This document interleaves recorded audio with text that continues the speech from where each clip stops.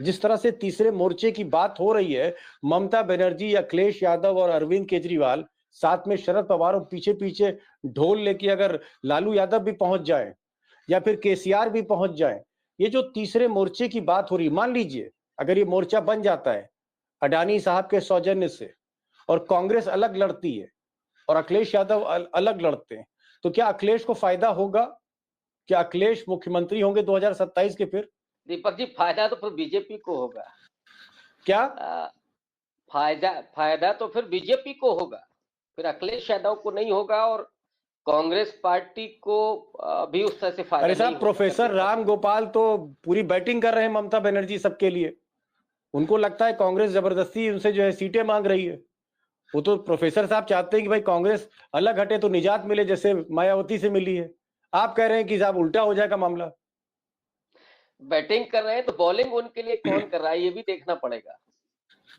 ओहो, वो बॉलिंग कौन कर रहा है उनके लिए ये देखना पड़ेगा। लेकिन इसमें कोई दो राय नहीं। देखिए दीपक जी, उत्तर प्रदेश में ही नहीं बल्कि समूचे भारत में हम कह सकते हैं, लेकिन चूंकि सवाल आपका स्पेसिफिक यूपी के लिए है, तो उत्तर प्रदेश में जो दलित मतदाता है और मुस्लिम मतदाता है, ये दो कॉन्स्टिट्यूंसी ऐसी है जो आज कांग्रेस पार्टी खास करके राहुल गांधी और मल्लिकार्जुन खड़गे की तरफ देख रही है। इसी चुनाव में अगर कांग्रेस पार्टी और सपा साथ नहीं लड़ते तो पहली बार, माने मुझे लगता है कि 2 दशक के बाद जो मुस्लिम मतदाता कांग्रेस पार्टी की तरफ शिफ्ट कर रहा था। और आपके पास भी वो खबरें रही होंगी जब तमाम मुस्लिम जो नेता थे उन्होंने जाकर के अखिलेश यादव को कहा कि आप कांग्रेस पार्टी के साथ जाइए, वरना मुसलमान चला जाएगा कांग्रेस के साथ और हम रोक नहीं पाएंगे, ये कहा गया था बाकायदा। तब अखिलेश यादव ने गठबंधन किया था। अगर ये गलती अखिलेश यादव करते हैं तो फिर ये मुस्लिम और दलित, खास करके नॉन जाटव दलित, हाँ उसमें दलितों में पासी तो मिल सकता है, लेकिन इसके अलावा बाकी और जो दलित है वो कांग्रेस पार्टी की तरफ शिफ्ट कर जाएगा और उसका बड़ा नुकसान अखिलेश यादव को उठाना पड़ेगा।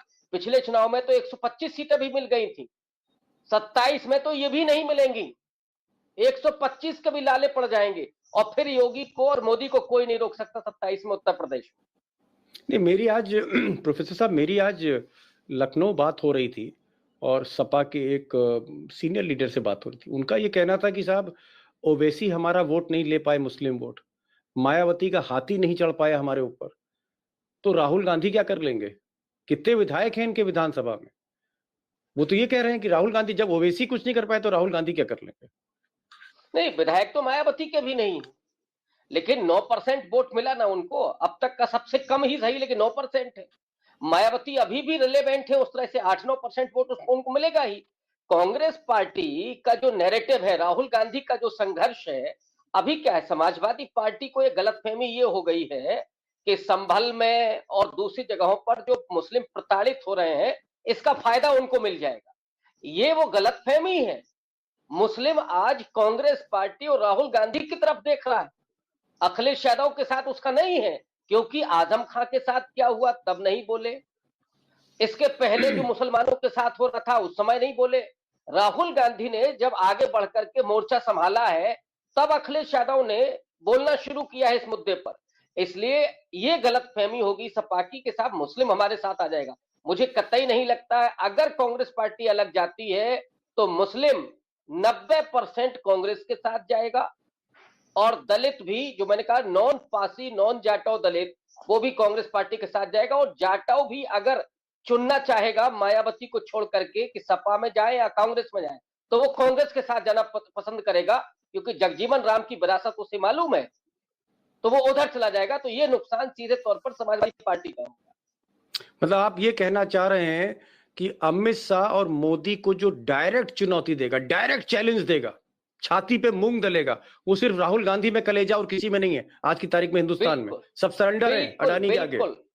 सेकुलरिज्म के सवाल पर, दलितों के सवाल पर, अब हाथरस का ही मामला है। हाथरस में बताइए अखिलेश यादव पिछले 4 साल से एक बार भी गए हैं क्या? राहुल गांधी 2 बार जा चुके, एक बार उस समय और फिर अभी। तो दलित भी उस तरह से देख रहा है कि कौन हमारे लिए ज्यादा प्रयासरत है, कौन संघर्षरत है।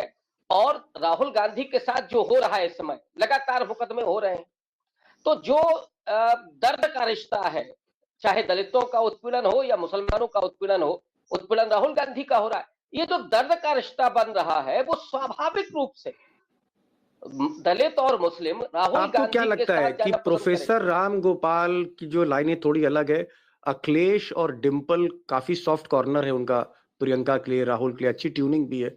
आपको लगता है कि अखिलेश अल्टीमेटली फाइनली कांग्रेस को नहीं छोड़ेंगे? नहीं, बिल्कुल नहीं छोड़ेंगे। मुझे लगता है कि जो समझ अभी विकसित हुई है अखिलेश में, खास करके दलित वोटों को लेकर के, जो उन्होंने जनरल सीट पर भी 2 दलित कैंडिडेट उतारे थे और इस समय थोड़ा-सा वो सॉफ्ट है इस मुद्दे पर भी। राहुल गांधी के प्रति भी उनका, यहाँ तक कि मायावती के प्रति भी वो थोड़ा सम्मान से बात करने लगे हैं। ये जो शऊर डेवलप हुआ है राजनीति का, उसमें वो फ्यूचर को देख रहे होंगे और उन्हें मालूम होगा कि बगैर राहुल गांधी के संभव नहीं है।